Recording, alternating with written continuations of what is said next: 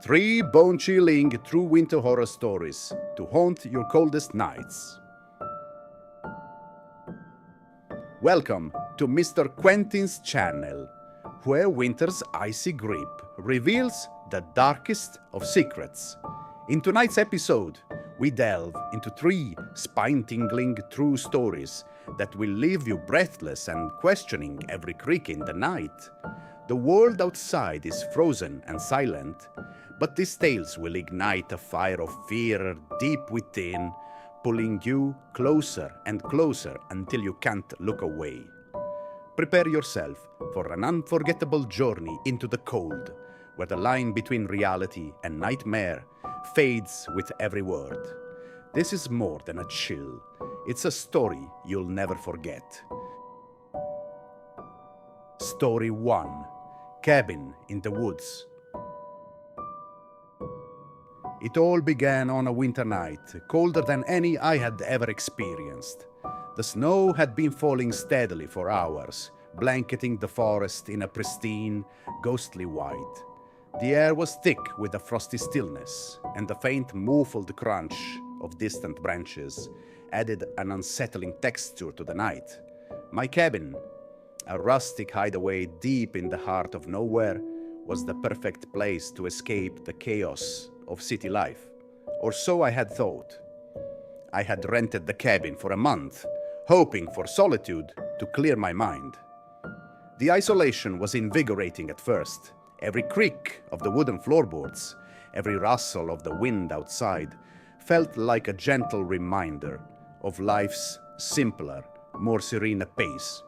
It was the kind of silence that wrapped around you like a warm blanket, soothing away the noise of the world and making the air feel softer, lighter. But that night, the silence took on a menacing edge.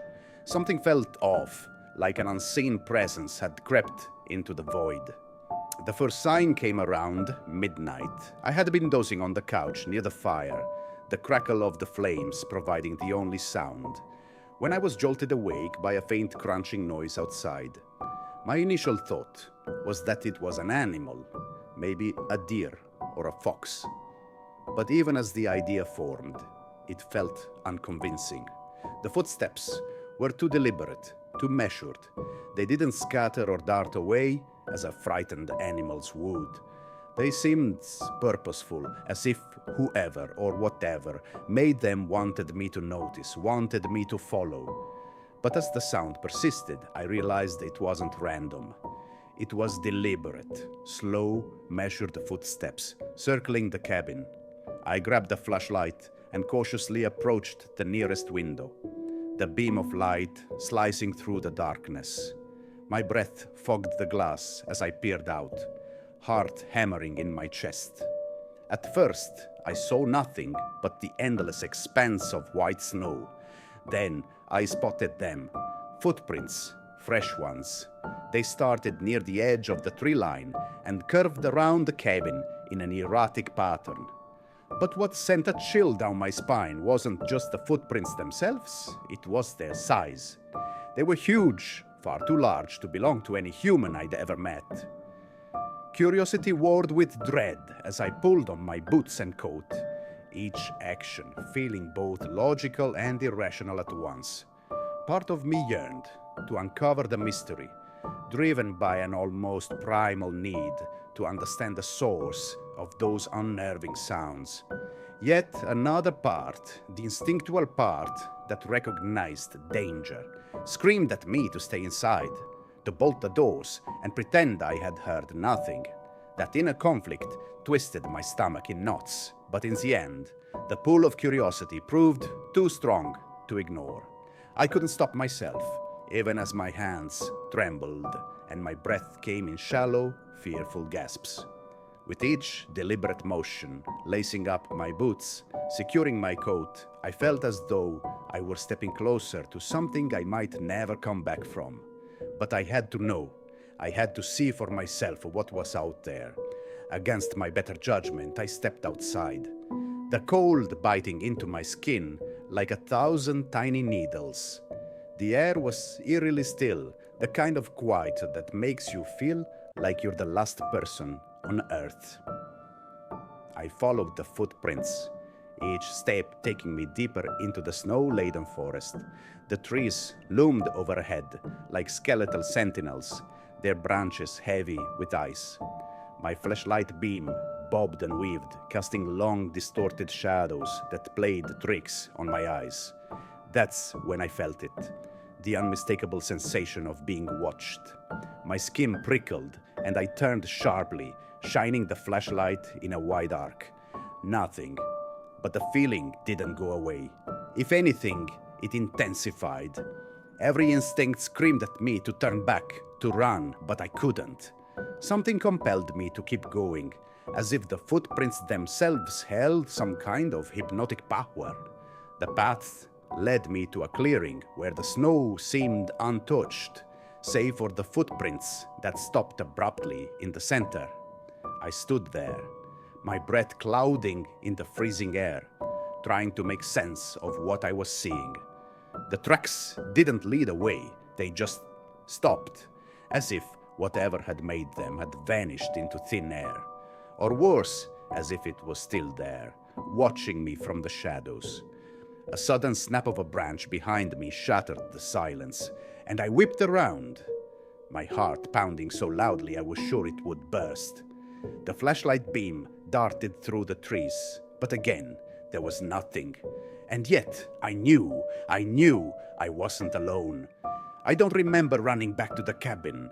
It's all a blur of snow and darkness, and the relentless pounding of my own heartbeat. When I slammed the door shut behind me, I locked it and pushed a heavy wooden chair against it for good measure. My hands were shaking so badly I could barely hold the flashlight. I sank to the floor, trying to catch my breath, but the sense of dread wouldn't let go. Then came the knock. It was soft at first, almost polite, but it grew louder and more insistent. The sound echoed through the cabin, each knock like a hammer driving nails into my sanity. I didn't dare move. I sat there in the dark, clutching the flashlight like it was a lifeline, too terrified to even breathe. The knocking stopped, but the silence that followed was somehow worse. My heart raced, each beat sounding deafeningly loud in the heavy, oppressive stillness. Every creak of the old wooden floor beneath me felt amplified, as if the cabin itself were groaning in protest. My hands gripped the edge of the chair so tightly my knuckles turned white, and I struggled to keep my breathing even. The air seemed colder now, sharp and unforgiving, as if something unseen was drawing closer with each passing second. It was as if the entire world was holding its breath, waiting. That was the moment I knew I couldn't stay. Whatever was out there, or worse, whatever might already be inside, wasn't going to let me leave alive. I grabbed my keys and bolted for the truck, not daring to look back. The engine roared to life and I sped down the snow-covered road, my headlights cutting through the darkness. I didn't stop until I reached the nearest town. I never went back to the cabin. The owner called me weeks later, asking why I had left in such a hurry. I told him the truth, but he just laughed and said no one else had ever reported anything unusual. Maybe he was right. Maybe it was all in my head. But even now, I can still hear those footsteps crunching in the snow. And I can still feel that unrelenting gaze on the back of my neck. Whatever it was, it's still out there, waiting in the cold, snowy night. Do you dare to listen to the dark? If tonight's tale gave you chills, let us know your thoughts in the comments. We want to hear what creeps you out and what other stories you'd love us to explore. Don't miss out on the next terrifying story. Subscribe to MR.Quentin and join the family that thrives on the unknown. Tap the notification bell so you're the first to hear every spine-chilling tale. Share this video with someone brave enough to face the darkness, and let's dive deeper into the creeps that haunt our world. Comment below and become part of the terror. The darkness is calling, and we want you with us. Story 2. The Scream in the Snowy Forest. I'll never forget that night in the snowy wilderness. My friend Alex and I had planned this camping trip for weeks.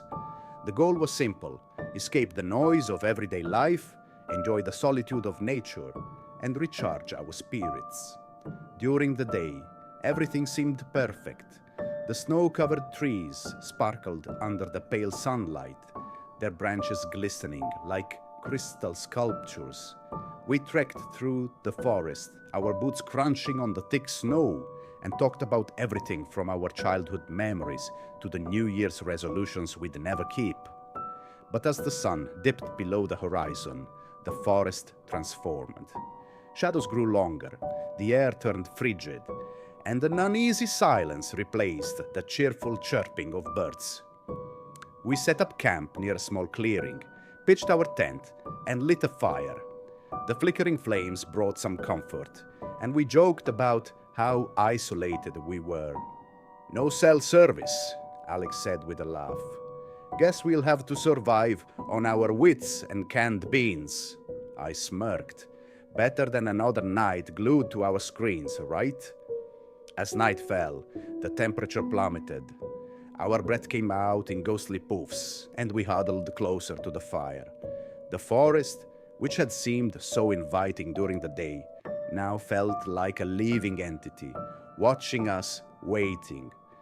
We tried to lighten the mood by telling stories, mostly ghost tales we'd heard as kids. Each story made us laugh nervously, but deep down, I think we both felt the creeping unease.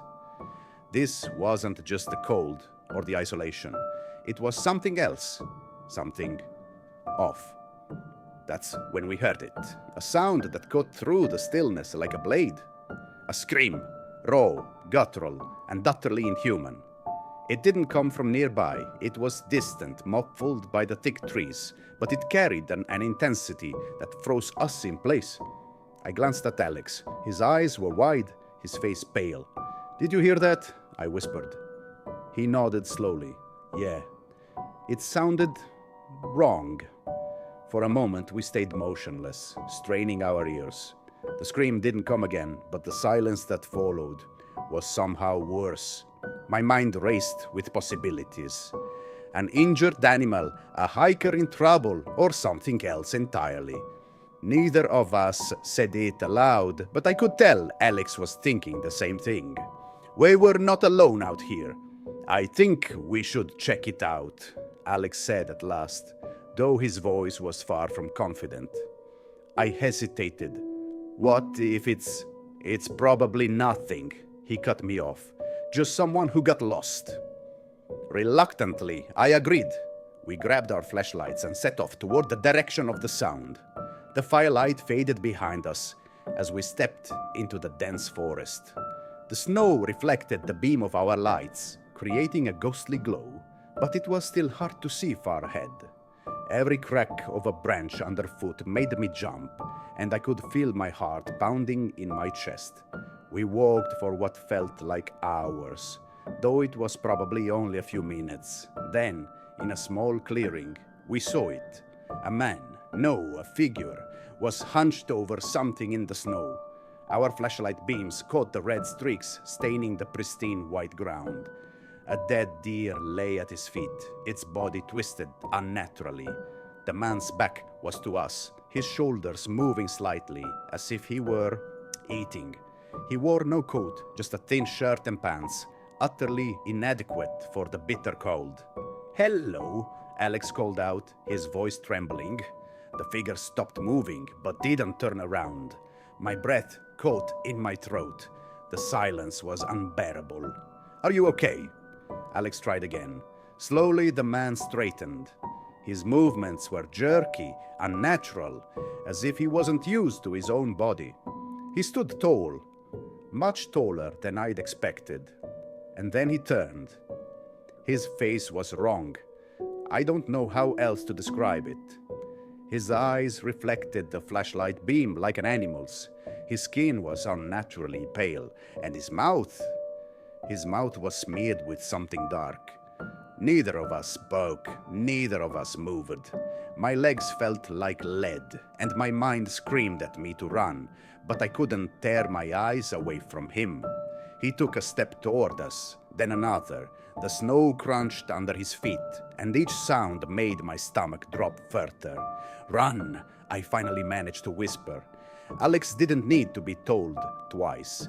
We turned and bolted, crashing through the underbrush, slipping on the icy ground, barely able to keep our footing. Behind us, I swear I heard the sound of footsteps, heavy and deliberate, but I didn't dare look back. We reached the campsite, grabbed whatever gear we could, and fled into the night. The fire had nearly died out, casting eerie shadows that danced as we hurried to pack up. I kept expecting a hand to grab my shoulder, a voice to rasp in my ear, but nothing came. We made it to the car and drove away without looking back. The forest swallowed the headlights as we sped down the icy road. We didn't talk much after that. What could we say? We both knew we'd seen something we couldn't explain. Something that didn't belong in the world we knew. Even now, years later, I can't forget that face, that scream, that night. I've told this story to others, but no one believes me. They say it was just our imagination, that we let the isolation and cold get to us. Maybe they're right, but when the nights are long and the wind howls through the trees, I can still hear that scream, clear as the night I heard it. Do you dare to listen to the dark? If tonight's tale gave you chills, let us know your thoughts in the comments. We want to hear what creeps you out and what other stories you'd love us to explore. Don't miss out on the next terrifying story. Subscribe to MR.Quentin and join the family that thrives on the unknown. Tap the notification bell so you are the first to hear every spine-chilling tale. Share this video with someone brave enough to face the darkness, and let's dive deeper into the creeps that haunt our world. Comment below and become part of the terror. The darkness is calling, and we want you with us. Story 3, title The Stranger in the Snow. It was a frigid winter night, and I was working the late shift at the small grocery store on the edge of town. Snow blanketed the streets outside, muffling every sound and lending the world an eerie stillness. Inside, the fluorescent lights hummed faintly as I stocked shelves and checked inventory. It should have been an ordinary night, quiet and uneventful. But from the moment I stepped into the store, I couldn't shake the feeling that something was wrong. The shift had barely begun when I noticed the figure. Through the large front window, a man stood motionless in the snowfall. He wore a long, dark coat, and a hood obscured most of his face. At first, I thought he was a passerby taking shelter from the cold, but he didn't move. He simply stood there, staring into the store, or perhaps staring at me. My gut told me something wasn't right. I tried to brush it off, reminding myself that the world is full of strange but harmless people. Still, the longer I glanced out the window, the more certain I became that his attention was fixed on me, and then, without warning, he turned and walked out of sight. The unease lingered. I returned to my tasks, determined not to let a lone stranger in the snow get to me, but the quiet of the store no longer felt comforting. It felt oppressive. Every rustle of a plastic bag, every beep of the barcode scanner seemed louder than usual, and my own footsteps on the tile floor echoed unnaturally. A soft noise drew my attention to the side door, the door meant for staff only. It was locked, of course, or at least it should have been. Yet there was a faint rattling sound, as though someone was trying to force it open. My throat tightened as I edged closer. The rattling stopped. A moment passed, then another. I told myself it was just the wind, a loose fixture, or maybe my imagination. Then the door creaked open. He stepped inside, moving with an unsettling smoothness. I froze. His hood was still drawn up, but now I could see more of his face. Pale skin, gaunt features, and eyes that seemed too dark, as if the pupils had swallowed the irises. In his hand, he held a knife, the blade catching the store's harsh lighting. I couldn't speak. My body refused to move, trapped in a paralyzing mix of fear and disbelief. He said nothing as he advanced step by step, his gaze never leaving mine. "Don't you remember me?" He finally spoke. His voice was low, almost a whisper, but it carried through the silence like a scream. "I've been here before, long ago, before the snow." His words made no sense, yet they chilled me as much as the sight of his weapon. I tried to stammer a response, but no sound came out. My only thought was escape. Slowly, I reached into my pocket for my phone, praying that he wouldn't notice. My fingers trembled as I dialed 911, keeping the phone hidden. "Help me," I whispered under my breath, hoping the operator could hear. But the man only smiled, a thin, crooked smile that twisted his already unsettling features. "You can't run," he said. "You can't hide." Just as I thought I was out of options, headlights pierced the darkness outside. The familiar red and blue flash of police lights illuminated the store, reflecting off the windows and flooding the room with sharp, flickering light. The man stopped, his expression hardening. For a moment, he seemed to consider his next move. Then, without a sound, he turned and walked back out the door he had entered through. By the time the officers rushed in, he was gone.